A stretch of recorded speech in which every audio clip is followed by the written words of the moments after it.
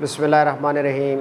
Dear students, unit number 3 logarithms का chapter हमने start किया हुआ है। आज हमने लॉगरिथम का कंसेप्ट जो है वो समझना है, हमने लॉगरिथम को डिफ़ाइन करना है। Dear students, logarithm different types के होते हैं। कुछ लॉगरिथम्स वो होते हैं जिनको कॉमन लॉगरिथम्स कहते हैं, उनकी बेस 10 होती है। कुछ नेचुरल लॉगरिथम होते हैं जिनकी बेस ई होती है। आज हमने कॉमन लॉगरिथम्स के कुछ क्वेश्चंस को जो है ना वो डिस्कस करना है, यानी कॉमन लॉगरिथम्स को हमने डिफ़ाइन करना है। आज हमने एक रियल नंबर के लॉग को जो है वो डिफ़ाइन करना है। डियर स्टूडेंट, सबसे पहले हमने ये देखना है कि लॉग की हमें ज़रूरत क्यों पेश आई। Dear students, logarithm as a tool हम यूज़ कर रहे होते हैं। मैथ में हम डिफरेंट टूल्स यूज़ करते हैं। टूल्स कहते हैं सोर्स को, ज़रिए को कहते हैं। मैथमेटिक्स में डिफ़िकल्ट टाइप्स के क्वेश्चंस को सॉल्व करने के लिए हम टूल्स यूज़ करते हैं। जैसे जितने भी फार्मूले हैं ये सारे के सारे एज अ टूल हम यूज़ कर रहे होते हैं। जैसे a+b² = a² + b² + 2ab, ये भी एक टूल है। a² - b² = a+b × a - b, ये भी एक टूल है। इसी तरीके से लॉगरिथम भी एक टूल है, एक ज़रिया है जो हम यूज़ करते हैं। वैसे डेली लाइफ में हम डिफरेंट टूल्स यूज़ कर रहे होते हैं अपने कामों को तेज़ी से सर अंजाम देने के लिए। जैसे अगर हम सफ़र करने के टूल्स को देखें तो कार है, बस है, एरोप्लेन्स हैं, डिफरेंट टूल्स हम यूज़ कर रहे होते हैं। अगर हम हवा देने के टूल्स को देखें तो जो फैंस हैं ये हमें हवा दे रहे होते हैं, ये हवा देने के टूल्स हैं। इसी तरीके से डिफरेंट टूल्स जो है ना हम यूज़ करते हैं। टूल्स हमारी ज़िंदगी को बहुत आसान बनाते हैं। इसी तरीके से लॉगरिथम भी एक टूल है जो मैथमेटिक्स में हम यूज़ करते हैं, और डिफरेंट टाइप्स के क्वेश्चंस को इजी वे से सॉल्व करने के लिए लॉग का जो है वो टूल इस्तेमाल किया जाता है। सबसे पहले हमने ये समझना है कि लॉग की हमें ज़रूरत क्यों पेश आई, वाई वी नीड लॉग। तो डियर स्टूडेंट्स, डिफरेंट टाइप के जो मल्टीप्लिकेशन के और डिवीज़न के और पावर्स के क्वेश्चन होते हैं उन्हें हम लॉग के थ्रू जो है वो सॉल्व करते हैं। जैसे फॉर एग्ज़ाम्पल अगर हमारे पास एग्जांपल्स के थ्रू अगर हम समझें, जैसे 2 × 3 तो ये वेरी इजी मल्टीप्लिकेशन है, 6 हो जाएगा। इसी तरीके से √2 × √3 = 2। अब इनको स्क्वायर रूट मैंने क्यों बोला है, क्योंकि इस साइन को ऑर्डर ऑफ द रेडिकल बोलते हैं, और इसका ऑर्डर ऑफ द रेडिकल नहीं लिखा हुआ तो 2 है, इसका भी ऑर्डर ऑफ द रेडिकल नहीं लिखा हुआ तो 2 है। और चूँकि दोनों के order of the radical same है तो यूनिट नंबर 4 में इंशाल्लाह ताला हम पढ़ेंगे सर्ड्स की मल्टीप्लिकेशन। ये नंबर √2 ये भी सर्ड है, और ये नंबर √3 ये भी सर्ड है। इसलिए जब हम सर्ड्स की मल्टीप्लिकेशन के लॉ यूज़ करेंगे मल्टीप्लिकेशन के, तो उसमें हम यही जो है वो सीखेंगे कि अगर order of the radical same हो तो उनको एक ही रेडिकल में मल्टीप्लाई किया जा सकता है। यानी यहाँ पे 2 का √2, यानी इसका मतलब यह है कि जहाँ पे ऑर्डर ऑफ द रेडिकल नहीं लिखा हुआ तो 2 है। इस तरीके से ये √3 है, यानी ऑर्डर ऑफ द रेडिकल नहीं लिखा हुआ तो 2 है, इसलिए इसको √3 पढ़ते हैं। इसको √2 पढ़ेंगे, इसको √3 पढ़ेंगे। Order of the radical same है तो एक ही रेडिकल में राइट किया जा सकता है, तो मल्टीप्लिकेशन इसकी कर लेंगे। 3 2 × 6, यानी आंसर आ जाएगा √6। लेकिन अगर यहाँ पे हम लिखें √2 × 5th √3, तो अब यहाँ पे order of the radical change हो गए। अब हम इनको आम तरीके से हम इनको नहीं कर सकते। इसका या तो हमें order of the radical same बनाने पड़ेंगे। इसका 3 है तो किसी तरीके से ये भी 3 बन जाए, ये 5 है तो किसी तरीके से ये भी 5 बन जाए, या कोई और नंबर आ जाए। एक तरीका तो ये है कि order of the radical same बना के फिर आप इनको मल्टीप्लाई कर लें। दूसरा वे ये है कि फिर आप इस पे लॉग का टूल जो है वो यूज़ करके इसको सॉल्व करेंगे, और इंशाअल्लाह आगे नेक्स्ट एक्सरसाइज में इस टाइप के क्वेश्चन आएंगे, और लॉगरिथम का टूल जो है वो हम यूज़ करके इस किस्म के क्वेश्चन को हम सॉल्व किया करेंगे। यानी डिफ़िकल्ट टाइप के जितने भी प्रॉब्लम है, चाहे वो मल्टीप्लिकेशन के हों चाहे वो डिवीज़न के हों, तो उनको लॉग के टूल के थ्रू जो है वो हम उनको सॉल्व करते हैं। जैसे अगर 6 / 2 हो तो हमारा आंसर क्लियर है कि 3 आएगा। जैसे √6 / √2 हो तो चूँकि ऑर्डर ऑफ द रेडिकल दोनों के सेम है तो इनको भी एक ही रेडिकल के अंडर राइट करके सॉल्व किया जा सकता है। 2 3 × 6 तो √3 आंसर आ गया। बट अगर यहाँ पे हमारे पास हो √6 / 5th √2, तो देन आप जब तक इनके order of the radical same ना बन जाए तो ये डिवाइड नहीं हो सकते। या फिर दूसरा तरीका ये है कि हम इन पे लॉग का टूल यूज़ करेंगे और फिर हम इसको सॉल्व कर लेंगे, हमारे पास इसकी कैलकुलेशन जो है वो आ जाएंगी। इसी तरीके से अगर हमारे पास 2⁻³ हो तो हम उसको राइट कर सकते हैं, या 10⁻⁻ हमारे पास 3 है तो मीन 10 × 10 × 10 तो हमारे पास आ जाएगा 1000। इसी तरीके से 10 रेज़ टू द पावर 2 है हमारे पास, तो हम लिखेंगे 10 मल्टीप्लाई बाई 10 और हमारे पास आ जाएगा 100। लेकिन अगर 10 की पावर हमारे पास हो 2.7, तो अब डियर स्टूडेंट्स 10 की पावर 2.7 2 से ग्रेटर है, 3 से लेस है। तो यहाँ तो चूँकि क्लियर था कि 10 की पावर 3 जो है वो 10 मल्टीप्लाई बाई 10 मल्टीप्लाई बाई 10, 10 को 3 टाइम बेस 10 है, एक्सपोनेंट 3 है, तो बेस को उतने टाइम मल्टीप्लाई कर लेते हैं जितना उसका एक्सपोनेंट होता है। 10 की पावर 3 का मतलब यह है कि 10 को 3 टाइम मल्टीप्लाई कर लेंगे। ऐसे 10 की पावर 2 का मतलब यह है कि 10 को 2 टाइम मल्टीप्लाई कर देंगे। लेकिन अब ये 10 की पावर 2.7 है, तो अब ये थोड़ा सा कॉम्प्लिकेटेड है, तो इसको सिंपल बना के हम सॉल्व कर सकते हैं, या इस पर हम लॉग का जो है वो टूल जो है वो यूज़ करेंगे। यानी डिफ़िकल्ट टाइप्स के जितने भी प्रॉब्लम्स होते हैं उनकी रैपिड कैलकुलेशंस के लिए लॉग एज अ टूल जो है वो हम यूज़ कर रहे होते हैं। अब सबसे पहले हमने ये समझा कि वाई वो नीड लॉग, कि हमें लॉग की ज़रूरत क्यों पेश आती है। डिफ़िकल्ट टाइप्स के जितने भी प्रॉब्लम्स होते हैं, चाहे वो मैथमेटिकल प्रॉब्लम्स हों या फिज़िक्स में न्यूमेरिकल हों, या इस किस्म के जितने भी डिफ़िकल्ट टाइप्स के प्रॉब्लम होंगे, हम उनको लॉगरिथम के थ्रू जो है वो सॉल्व कर सकते हैं। यानी लॉग का टूल जो है वो यूज़ किया जा सकता है। अब हमने समझना ये है कि लॉग होता क्या है, उसको भी एग्जांपल्स के थ्रू समझेंगे।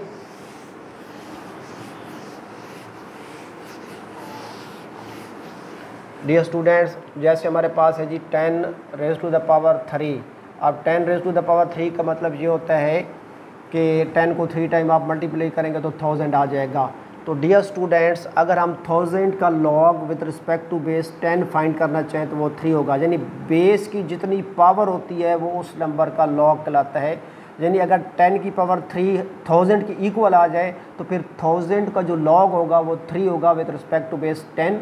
ये लिखा हुआ है एक्सपोनेंशियल फॉर्म में, इसको हम चेंज कर देंगे लॉगरिथमिक फॉर्म में। हम लिखेंगे लॉग और क्या करेंगे, ये जो 10 की पावर 3 है 3 और 1000 को रिप्लेस कर देंगे, इंटरचेंज कर देंगे, इनकी जगह चेंज होगी। ये 10 जो है वो बेस रहेगा, यहाँ बेस 10 लिख लेंगे, ठीक है, नीचे करके लिख लेंगे, और ये 3 और 1000 को जो है वो इंटरचेंज कर देंगे तो इक्वल टू आ जाएगा 3। तो इसको रीड कैसे करेंगे, log of 1000 to the base 10 is equal to 3। Log of 1000 to the base 10 is equal to 3। यानी 1000 का log with respect to base 10 जो है वो 3 होगा, क्योंकि 10 की पावर 3 जो है हमारे पास 1000 आ जाता है। यानी 10 की पावर अगर हम 3 लें वो इक्वल टू 1000 आ जाएगा।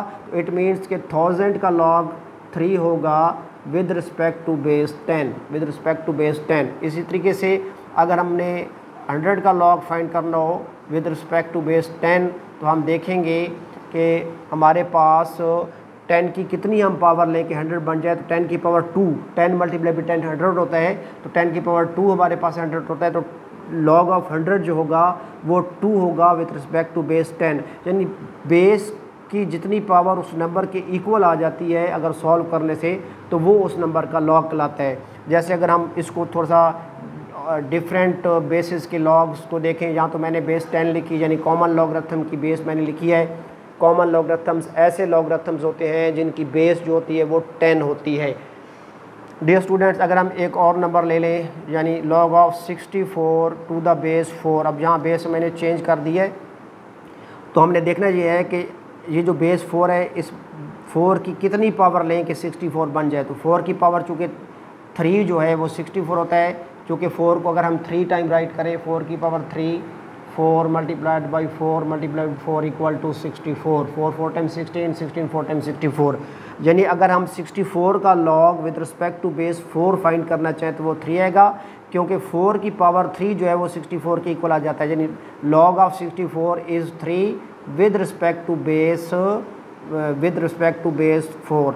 यानी 4 की पावर 3 जो है गिव्स अस 64, इसलिए 64 का लॉग जो होगा वो 3 होगा विद रिस्पेक्ट टू बेस 4। अगर हम थोड़ा सा यहाँ पे बेस बदल दें, 64 का लॉग फाइंड करना है विद रिस्पेक्ट टू बेस 2, तो हम देखेंगे कि 2 की कितनी पावर लें कि 64 बन जाए। तो 2 की पावर 6 चूँकि 64 होता है, तो अब 64 का लॉग 6 होगा विद रिस्पेक्ट टू बेस 2।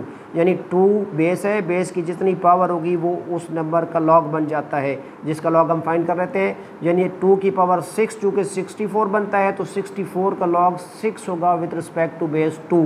इसी तरीके से डिफरेंट नंबर्स के लॉग जो है वो फाइंड किए जा सकते हैं। Log of 16 to the base 2 gives us, आप देखें 2 की कितनी पावर लेके 16 बन जाए, तो 2 की पावर 4 जो होता है वो 16 होता है, तो log of 16 to the base 2 equal to 4।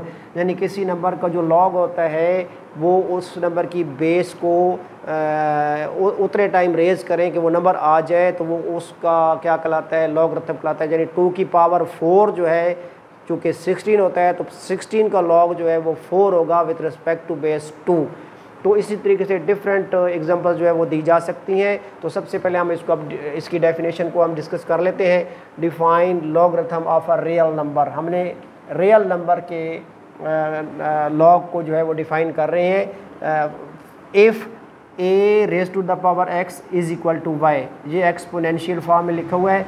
If a raise to the power x equal to y then x is called the logarithm of y to the base a। फिर ये जो x होगा ये y का logarithm y का logarithm होगा, log होगा।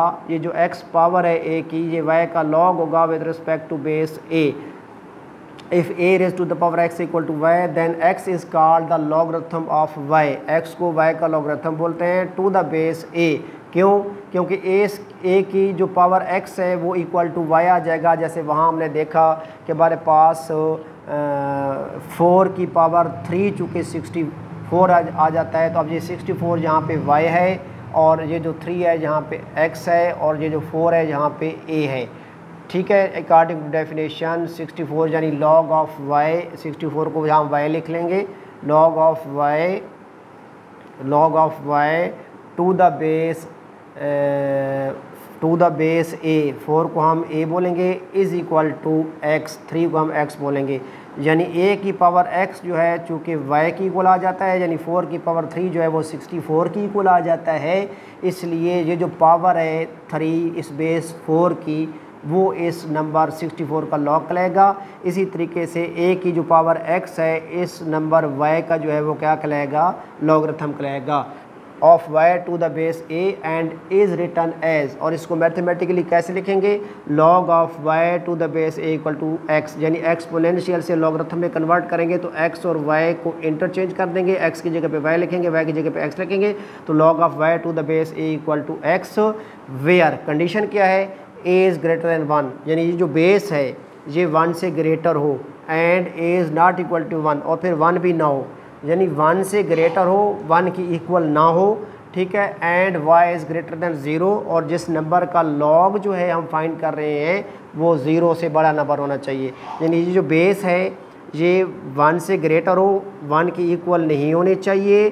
ठीक है, बेस 1 से ग्रेटर होनी चाहिए, 1 की इक्वल नहीं होनी चाहिए, और जिस नंबर का log फाइंड करना है यानी ये जो y है ये ऑलवेज़ ग्रेटर दैन 0 होना चाहिए, तब हमारे पास जो है वो रियल नंबर का log जो है वो आ जाएगा। तो डियर स्टूडेंट्स, आज का जो टॉपिक था वेरी इंपॉर्टेंट था। इस टॉपिक को सामने रखते हुए नेक्स्ट हम कुछ क्वेश्चंस जो है वो सॉल्व करेंगे, लॉगरिथम्स से रिलेटेड कॉमन लॉगरिथम के कुछ क्वेश्चन भी हम सॉल्व करेंगे। इसके अलावा डिफरेंट कॉमन लॉगरिथम की बेस चूँकि 10 होती है, यानी बेस 10 के भी हम कुछ क्वेश्चन सॉल्व करेंगे। इसी तरीके से डिफरेंट बेसिस के भी हम क्वेश्चन जो है वो लॉगरिथम्स के सॉल्व करेंगे, और इसी तरह थ्रू लॉजिकल जो है वो कंसेप्ट जो है लॉजिक्स के थ्रू जो है वो क्लियर करेंगे। डियर स्टूडेंट्स, आज का टॉपिक वेरी इंपॉर्टेंट था। इस डेफिनेशन को अच्छी तरीके से तैयार कीजिएगा। दुआओं में याद रखिएगा। खुदा हाफिज़।